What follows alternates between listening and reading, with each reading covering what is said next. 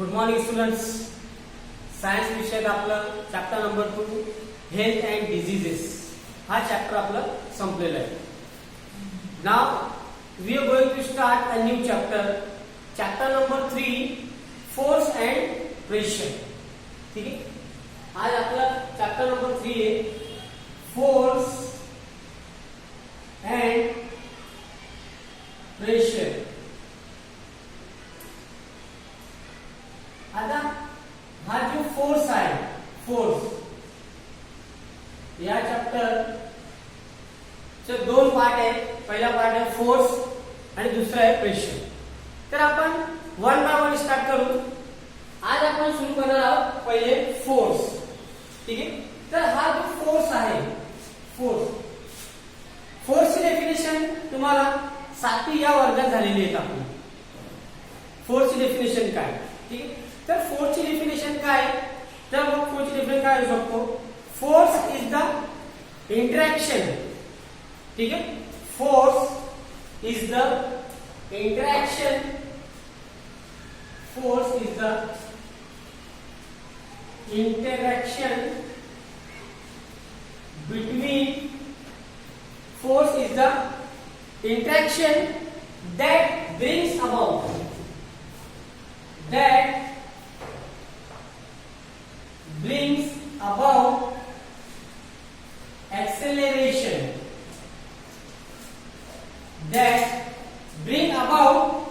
acceleration, due to force.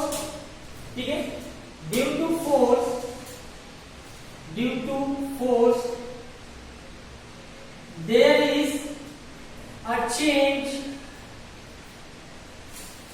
in the object. Due to force there is a change of the object or change in the velocity of the object. ठीक है. ही आहे आपली फोर्सची definition. ठीक आहे.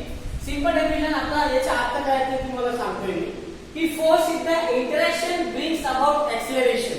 आता समजा की एखादा सायकल आपण चालतोय, सायकल. ठीक आहे. सायकल आपण जर पेडल मारलं तर सायकल पुढे जाणार आहे. लक्षात. म्हणजे त्याच्यामध्ये एक्सेलरेशन होणार आहे, त्याची स्पीड वाढणार आहे.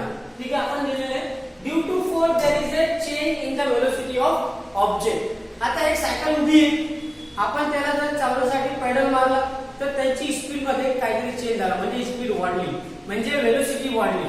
का बरं वाढली? कारण की त्याच्यावर आपण काहीतरी फोर्स लावला किंवा ताकद लावला आपण. लक्षात. तर त्याला आपण काय म्हणणार आहोत, फोर्स. ठीक आहे. आता याच्यानंतर फोर्सचे अजून दोन टाइप आहेत. ठीक आहे. There are 2 types of force. ठीक आहे. पण ही जी टाइप्स आहे, टाइप्सच्या अगोदर आपण न्यूटन्स लॉ बघू. ठीक आहे. Newton's first law of motion. त्याचं काय, न्यूटन्स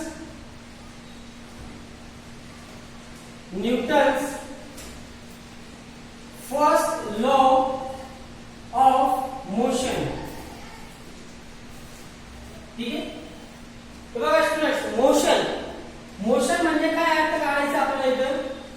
मोशन म्हणजे काय, मूव्हिंग. लक्षात. म्हणजे काहीतरी चेंज होणे किंवा स्पीड मध्ये चेंज होणे, चेंज इन द वेलोसिटी और चेंज इन द मोशन. तर मग न्यूटनचा फर्स्ट लॉ काय आहे की an object will not change. An object will not change its velocity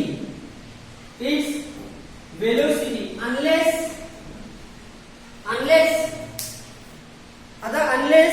a force act on it. A force act on it. ठीक है. तर बघा Newton first law of motion काय आहे. an object will not change its velocity. म्हणजे कोणतीही वस्तू किंवा कोणताही ऑब्जेक्ट त्याची वेलोसिटी वेलोसिटी मध्ये चेंज होणार नाही, म्हणजे त्याची स्पीड मध्ये चेंज होणार नाही. केव्हा पण unless a force act on it, जेव्हा तोपर्यंत आपण फोर्स नाही लावला, जोपर्यंत आपण फोर्स एखाद्या ऑब्जेक्टला नाही दिलं तोपर्यंत त्याची वेलोसिटी मध्ये चेंज होणार नाही. हा आहे Newton's first law of motion. लक्षात. समजा एखादा स्टेशनरी ऑब्जेक्ट आहे, ठीक आहे, स्टेशनरी ऑब्जेक्ट. स्टेशनरी म्हणजे काय? थांबलेला. लक्षात की याच्यामध्ये कोणतेही मोशन नाही, मुव्हिंग नाही, ठीक आहे. आता समजा इथे आपण चौक ठेवलेला आहे किंवा हा जो बोर्ड आहे, हा बोर्ड कसा आहे? स्टेशनरी स्टेट मध्ये आहे, तो थांबलेला आहे. लक्षात. तो इकडे तिकडे होणार नाही. जेव्हा आपण त्याच्यावर काही फोर्स लावला तरी त्याला आपण तोडू शकतो किंवा दुसऱ्या जागेवर आपण शिफ्ट करू शकतो. समजा एखादा सायकल आहे, आता सायकल तुमची उभी आहे एका जागेवर, ठीक आहे. त्याच्या मुव्हिंग मध्ये किंवा मोशन मध्ये काय चेंज झाला का नाही, त्याची वेलोसिटी मध्ये काय चेंज झाला का नाही, कारण की आपण त्याच्यावर फोर्स लावलेला नाही. पण जेव्हा आपण त्याच्यावर फोर्स लावलं म्हणजे त्याला पेडल मारला म्हणजे आपण काय केलं? त्याच्यावर फोर्स लावला. फोर्स लावल्यानंतर काय होणार? त्याची वेलोसिटी मध्ये चेंज होणार, त्याची स्पीड मध्ये चेंज होणार, म्हणजे स्पीड वाढणार आहे. लक्षात. हा आहे Newton first law of motion. म्हणजे कोणतीही ऑब्जेक्ट लावला त्याच्यावर आपण जर फोर्स लावला तरी त्याच्यामध्ये त्याची वेलोसिटी मध्ये चेंज होणार आहे, नाही तर चेंज होणार नाही, ठीक आहे. आता त्याच्यानंतर आपण बघू फोर्सची दोन टाईप आहेत, ठीक आहे. Types of force. नंबर 1 आहे कॉन्टॅक्ट फोर्स, ठीक आहे. पहिली आहे कॉन्टॅक्ट फोर्स. आता समजा कॉन्टॅक्ट फोर्स म्हणजे काय? आज समजा आपली गाडी पंक्चर झालेली आहे, 4 व्हीलर आहे किंवा 2 व्हीलर आहे, आपण त्याला ढकलतो. लक्षात. लोटलो किंवा ढकललं म्हणजे काय केलं? आपण त्याच्यावर काहीतरी फोर्स लावला आणि फोर्स लावल्यामुळे काय झालं? त्याची स्पीड मध्ये चेंज होणार, म्हणजे त्याची मोशन मध्ये चेंज होणार, त्याची वेलोसिटी इन्क्रीज होणार. आणि हा जो फोर्स आपण लावला म्हणजे काय केलं? आपलं बॉडी कारवर किंवा गाडीवर टच झाली, कॉन्टॅक्ट झाला आपला. लक्षात. तर हा कॉन्टॅक्ट झाला म्हणजे याला आपण काय म्हणणार आहोत? Contact force. म्हणजे कोणतीही वस्तूला कॉन्टॅक्ट करून त्याची मोशन मध्ये चेंज होणे, त्याला आपण काय म्हणणार आहोत? Contact force. तर कॉन्टॅक्ट फोर्सची डेफिनेशन काय होऊ शकतो? अ force applied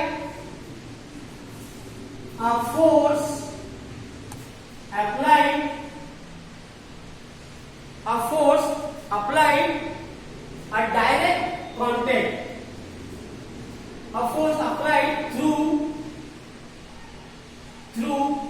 a direct contact. लक्षात. डायरेक्ट म्हणजे आपलं कॉन्टॅक्ट डायरेक्ट होणार आणि कशावर होणार आहे? Contact of the object.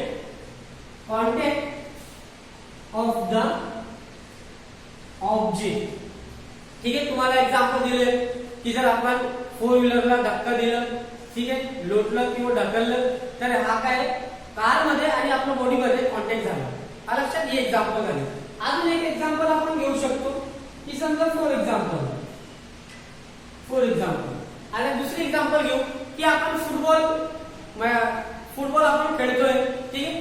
फुटबॉलला जर आपण किक मारलं, ठीक आहे, फुटबॉलला आपण किक मारलं तर काय होणार की आपले जो मस्क्युलर जो फोर्स आहे, आपली बॉडी मध्ये जे फोर्स आहे त्याला आपण काय म्हणणार आहोत? Muscular force. मस्क्युलर फोर्स आपण कशावर लावला आहे? फुटबॉलवर किक मारणार म्हणजे आपला पाय फुटबॉलला टच होणार किंवा कॉन्टॅक्ट मध्ये येणार आणि मग तो फुटबॉलची मोशन मध्ये काहीतरी चेंज झाणार, म्हणजे त्याची वेलोसिटी चेंज होणे, म्हणजे वेलोसिटी इन्क्रीज होणे. लक्षात. तर हे काय झालं? म्हणजे त्याच्या एक्झाम्पल मध्ये आपण काय घेऊ शकतो? A boy kicking the football, ठीक आहे. म्हणजे एखादा मुलगा फुटबॉलला किक मारला तर त्याची वेलोसिटी मध्ये चेंज होणार आहे. लक्षात. तर अशी जी एनर्जी जी लावलेली आहे, जी फोर्स लावलेली आहे ती फोर्स आपण काय म्हणणार आहोत? Contact force. म्हणजे a force applied through a direct contact. आलं लक्षात? कॉन्टॅक्ट हा शब्द आला म्हणजे तुमच्या माइंड मध्ये काय आला पाहिजे विचार की कॉन्टॅक्ट झाला पाहिजे. ठीक आहे, फोर्स लावण्यासाठी कॉन्टॅक्ट झाला पाहिजे. तर अशी फोर्स आपण काय म्हणणार आहोत, कॉन्टॅक्ट फोर्स. ठीक आहे, आता कॉन्टॅक्ट फोर्सची एक्झाम्पल काय देऊ शकतो अजून एक्झाम्पल मध्ये ते आपण ही जी एक्झाम्पल घेतली ना बॉय किकिंग द फुटबॉल म्हणजे मस्क्युलर फोर्स आपण लावलेला आहे. ठीक आहे, काय म्हणणार आपण त्याला मस्क्युलर फोर्स. ठीक आहे, अजून काय एक्झाम्पल होऊ शकतो कॉन्टॅक्ट फोर्सची लिफ्टिंग म्हणजे समजा मी इथे चोक आहे, हा चोकला मी उचललं. आलं लक्षात? उचलण्यासाठी मला हात त्याला कॉन्टॅक्ट आला पाहिजे. आलं लक्षात? म्हणजे ही पण काय झाली आहे कॉन्टॅक्ट फोर्सची एक्झाम्पल आहे म्हणजे लिफ्टिंग. आलं लक्षात? अजून काय होऊ शकतो पुशिंग. आलं लक्षात? म्हणजे ढकलले, आपण पुश केलं. आलं लक्षात? पुश करण्यासाठी आपल्याला हात कॉन्टॅक्ट मध्ये आला पाहिजे जो ऑब्जेक्टला आपल्याला पुश करायचा असेल तो ऑब्जेक्ट. त्याच्यानंतर अजून काय होऊ शकतो पुलिंग. ठीक आहे, पुलिंग म्हणजे काय खेचणे. तुम्हाला टेक्निक मध्ये पोस्टर दिलेले आहे, एक माणूस आहे तो कारला ढकलतोय. आलं लक्षात? त्याला आपण काय म्हणणार आहोत पुशिंग. आणि अजून एक मुलगा आहे तो कुत्र्याला खेचतोय. आलं लक्षात? म्हणजे काय तो त्याला आपण काय म्हणणार आहोत पुलिंग. आलं लक्षात? लिफ्टिंग म्हणजे कोणतीही वस्तू उचलणे म्हणजे लिफ्ट करणे उचलणे. आलं लक्षात? हे सर्व काय एक्झाम्पल्स ऑफ कॉन्टॅक्ट फोर्स. आता दुसरी एक्झाम्पल आहे example number 2 non contact force.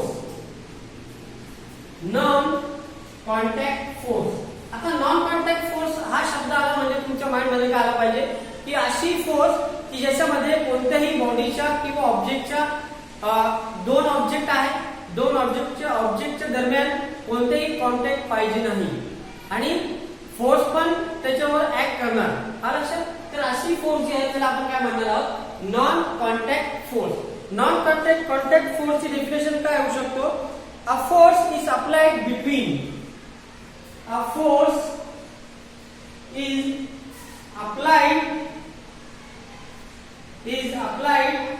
between two objects. A force applied between two objects without any contact is called as non-contact force. आलं लक्षात? म्हणजे असे दोन ऑब्जेक्ट की ज्यांच्यामध्ये कोणत्याही कॉन्टॅक्ट झाला नाही आणि त्याच्यावर फोर्स ऍक्ट झालेली आहे किंवा फोर्स अप्लाइड केलेला आहे आपण, ते असे जे फोर्स आहे त्याला आपण काय म्हणणार आहोत नॉन कॉन्टॅक्ट फोर्स. आता नॉन कॉन्टॅक्ट फोर्सची एक्झाम्पल काय होऊ शकतो एक्झाम्पल्स. आता बघा एक्झाम्पल्स 7वी मध्ये आपण झालेले आहे की समजा ही स्केल आहे. ठीक आहे, स्केल आपण त्याला एकदा रब केलं आपल्या डोक्यात आणि एखादा तुकडा घेतला आपण कागदाचे तर त्याच्यावर तो काय आपण चिटकतो. आलं लक्षात? थोडंसं म्हणजे कॉन्टॅक्ट नाही केला, थोडा दूर ठेवला आपण, समजा आता थोडा दूर ठेवला तरी तो त्याला खेचतोय. आलं लक्षात? म्हणजे विना कॉन्टॅक्ट होऊन तो फोर्स इथे ऍक्ट करतोय. त्याचा अर्थ काय झाला की ही कोणती फोर्स आहे नॉन कॉन्टॅक्ट फोर्स. अजून एक एक्झाम्पल सिंपल एक्झाम्पल आहे की समजा हा एक मॅग्नेट आहे. ठीक आहे, हा एक मॅग्नेट आहे आणि एक आपण आयर्न घेतलेले नेल्स. ठीक आहे, नेल म्हणजे खिलं वगैरे आपण घेतोय तर त्याला आपण मॅग्नेटच्या जर थोडासा जवळपास घेतला तर तो काय करतो, तो मॅग्नेट काय करतो नेलला आपल्याकडे त्याच्याकडे खेचतो. लक्षात? खिचणे म्हणजे काय कॉन्टॅक्ट नाही झालाय पण तो खेचतोय थोडा दूर पासून. तर याला काय म्हणणार आहोत आपण नॉन कॉन्टॅक्ट फोर्स. म्हणजे नॉन कॉन्टॅक्ट फोर्सची आपली एक्झाम्पल काय झाली मॅग्नेटिक फोर्स. लक्षात? मॅग्नेटिक फोर्स ही काय example of non contact force. अजून एक्झाम्पल काय होऊ शकतो, हा अजून एक सोपी एक्झाम्पल आहे की समजा एखादं झाड आहे. ठीक आहे, किंवा झाड आहे कोणतंही झाड असू शकतो. तुम्हाला टेक्निक मध्ये नारळाचं झाड दिलेलं आहे. समजा एखादं झाड आहे. ठीक आहे, झाडावरती एखादा फ्रूट लावलेला तर हा फ्रूट खाली जातो जमिनीमध्ये. लक्षात? का वाटतो डायरेक्ट खाली पडला, कारण की तिथे काय आहे ग्रॅव्हिटेशनल फोर्स आहे. जमिनीमध्ये काय ग्रॅव्हिटेशनल फोर्स म्हणजे कोणती वस्तूला तो आपल्याकडे खेचतो. म्हणजे हा चौक आहे, हा चौक मी जर सोडलो तो खाली गेला. हा लक्षात कोणताही कॉन्टॅक्ट झाला नाही अर्थ आणि हा ऑब्जेक्ट मध्ये. चौक आणि अर्थ मध्ये समजा हा जो हात आहे माझा, असं समजा की माझा हात अर्थ आहे, जमीन आहे आणि हा चौक आहे. तर चौकला आपण सोडलं तर डायरेक्ट खाली गेलं. म्हणजे याचे चौक आणि जमिनीमध्ये काय कॉन्टॅक्ट झाला का नाही, म्हणजे बॉडी इथे टच झाली का नाही, पण तरी तो ग्रॅव्हिटेशनल फोर्स मुळे तो खाली गेला. म्हणजे इथे कोणती फोर्स काम केलेली आहे, ग्रॅव्हिटेशनल फोर्स. म्हणजे ग्रॅव्हिटेशनल फोर्स पण काय example of non contacting force. म्हणजे दुसरी एक्झाम्पल आहे आपली ग्रॅव्हिटेशनल फोर्स. ठीक आहे, ग्रॅव्हिटेशनल फोर्स लक्षात. अजून एक आहे इलेक्ट्रोस्टॅटिक फोर्स. ठीक आहे, तर मग आज आपण बघितलंय, नवीन चॅप्टर सुरू केले. फोर्सची डेफिनेशन काय आणि न्यूटन फोर्स लॉ काय आणि फोर्सची दोन टाइप्स काय. ठीक आहे, आता तुम्हाला काय करायचंय की वेगवेगळ्या ठिकाणी तुम्ही ऑब्झर्व करा की कुठे कॉन्टॅक्ट फोर्स अप्लाइड होतो आणि कुठे नॉन कॉन्टॅक्ट फोर्स अप्लाइड होतो. ठीक आहे, ओके, थँक्यू.